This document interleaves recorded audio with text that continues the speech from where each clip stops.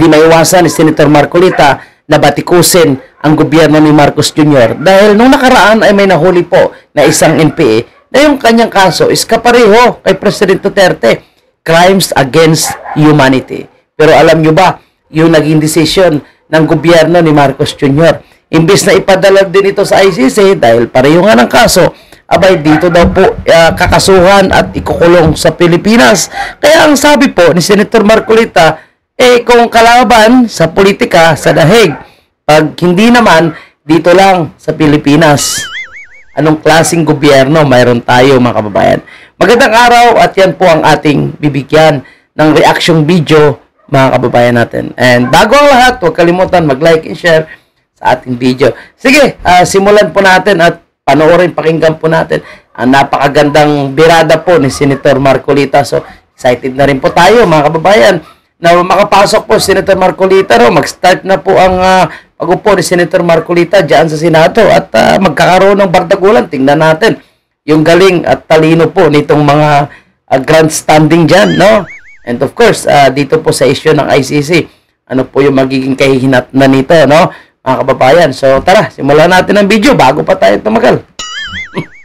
Ay may naaresto na isang babae na umano ay kasapi ng New People's Army. Yun ang kwento. Alam niyo po ba na may kaso itong babaeng inarest nila? At ang kaso nito, dito ako natawagan ng pansin crimes against humanity. Dahil daw So, pareho kay President Duterte yung allegation sa pagkakasangkot sa mga insidente ng pagdukot at pagpatay sa mga sibilyan. Nako, NP ito, galit na galit ito si Franz Castro ba? Raul Manuel, no? Sino pa? De Lima. Ito yung mga pinaproteksyonan nila. Mukhang ito kasi is mga kaibigan nila Si IDG, inaresto ito sa Claver, Surigao del Norte. May warrant of arrest sa Regional Trial Court dahil sa paglabag sa Republic Act 9851. Ito yung Philippine Act on Crimes Against International Humanitarian Law. Ano yan, mga kababayan, ICC yan, Dapat suko na yan sa ICC. Genocide and other crimes against humanity. Ayon sa investigasyon, si Ribaya ay sangkot umano sa serya ng pagdukot at pagpatay sa sibilyan na pinaghihinala ang espiya ng militar. Ginagamit daw din siya ang kaalaman niya sa medisina upang magpagaling, hindi magpagaling, kundi para tumulong sa aktibidad ng armadong grupo. At ito'y kasalukuyang nakakulong, hindi po sa ICC kundi nakakulong at nakasa kustodiya ng CIDG. Baka may VIP treatment pa yan, Dating Pangulong Duterte ay mabilisang dinala, hinuli, at dinala sa Dahig. detention center ng ICC. Samantalang yan na nasa CIDG. Opo.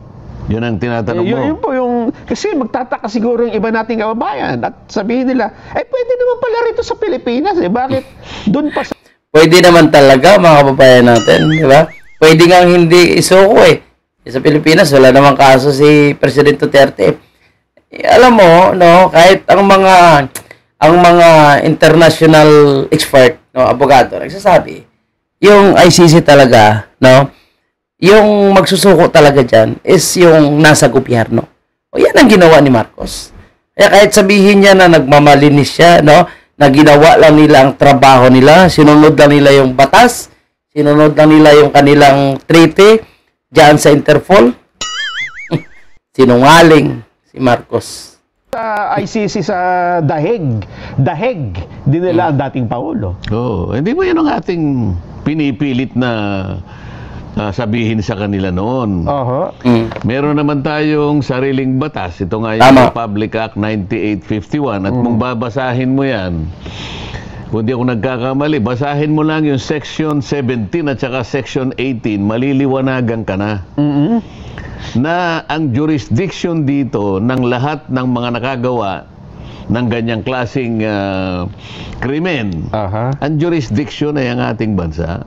Meron tayong jurisdiction Ang hindi ko nga maintindihan, tama naman ang ipinagtataka ng mga kababayan natin. Bakit selective? Bakit, o siguro sabi nila, hindi. Yan namang hinuli nila pinaghihinala ang kasapi ng NPA. Kampi na nila yan. Siguro pagka NPA, dito na lang. Pagka Kampi nga, Senator Marcolita. Laban sa politika, di diretso sa ICC. Ayan, dyan mo makikita yung dalawang standard ng pagpapatupad ng hustisya sa ating bansa. Di ba? Ngayon, paano ang punto ngayon? Tungkol sa ICC. Yes. Ang sinabi po at ang suggestion po. Ito, pakinggan nyo ito mga kababayan po natin ha. Ito po napakalinaw na talagang gusto talagang bumalik ni Marcos Jr. sa ICC. O, pakinggan din po natin yung magiging komento po ni Senator Marcolita dito. Sigurado hindi pa pabor si Marcolita dyan. Dahil ayaw niya nga na bumalik pa rin tayo sa ICC. Ng UN rapporteur. Ito po ay magandang suwestyon at pag-aaralan po kung talaga pong dapat pa rin sumapi, right? Maging mag-join sa ICC at i-ratify yung ibang international human rights law. So pag-aaralan po ito mabuti natin, Pangulo. Yes, ito hong Parang piho talaga si Auntie Claire, no? Ayan, pag-aaralan, open daw ang Sinabi niya Pangulo. maganda Maganda daw ang suggestion. Paano niya nasabi paano niya nasabing maganda pag-aaralan pa lang? Yun nga. Sa poll! Oo. Ha? Oo. Anong ginaganda naman nung halimbawa, ang sinabi ba niya tayo babalik sa ICC? Mukhang yun po yung yung sinabi ng Pangulo na open tayo for discussion sa pagbabalik ng Hindi ako sa ICC. naniniwalang sinabi ba ng Pangulo yun? Dati daw po. Hindi nga, meron tayong may papakitang sinabi ng Pangulo? Parang naging news item namin yan. Kaugnay nitong sinabi ng Kaugnay rapporteur? po nito, opo. May binanggit niya siya na pag-iisipan nilang bumalik sa ICC. Palagay ko, kinakailangan nilang magpaliwanag, Nelson, kung halimbawa sinabi talaga ng Pangulo yun. Sapagkat ayon sa aking konting kaalaman, sabi ko nga sa'yo, dahil meron naman tayong umiiral na batas, lahat ng krimen na magaganap, yung tinatawag na international humanitarian crime sa halimbawa, yung mga genocide na yan, nasasakop na doon sa Republic Act 9851. Malinaw na ang jurisdiction ay dito sa ating bansa. Sapagkat kung halimbawa dito naganap, dito ang jurisdiction. Lalong-lalo na ay kailangan naman nating tanggapin, ewan ko lang sa ibang mga kababayan natin na nagbubulag-bulagan, na ang ating hustisya ay umiiral. Ang ating justice system ay bukas. Ang ating justice system ay gumagana. Magmula sa pinakamaliit, pinakamababa, hanggang sa pinakamataas na hukuman ng ating bansa. Walang makapagsasabi sa ngayon na hindi umiiral ang justice system sa ating bansa. Umiiral, mga kababayan po natin, napauwi nga nila dito si Congressman Tives, di ba? Ibang klase kasi ngayon yung presidente natin mag-isip, mga kababayan po natin. Na ang sabi niya nga, kahit 5 hours lang daw yung tulog niya. 5 hours, standard BBM power nap. Sana all 5 hours lang. Matulog ng 5 hours, pero dilat yung mata. So, ganyan po sila mag-isip, mga kababayan po natin, no? Kung ganyan po sila mag-isip, patungkol sa issue ng ICC, ano pa po yung aasahan natin? Kumbaga, no, ito na nga, ginawa na lahat ni Presidente Duterte para tayo ay magkaroon po tayo ng sariling desisyon po natin at gumagana naman yung ating justice system na hindi po tayo pinapakialaman ng mga dayuhan. Abay, yung UN na dyan, yung ICC na yan, no, yung Amerika na gustong makialam, ayaw ni Presidente Duterte nung kanyang time yan. Pero nung pagbalik talaga nitong 5 oras lang natutulog na si Marcos Jr., abay, lahat ay gustong ibabalik, no? At lahat na kanyang pinangako, burado na. Sa bagay, pinangako lang kasi. Hindi niya naman sinabing totoo pa rin niya na isahan tayo, no? Lalo na po yung in 100 times, hindi po tayo babalik sa ICC. Hindi ako papayag na makialam ang Amerika sa isyu ng West Philippine Sea. Di ba? Hindi ako papayag, no? Na hindi maitupad itong 20 pesos na bigas. Natupad nga.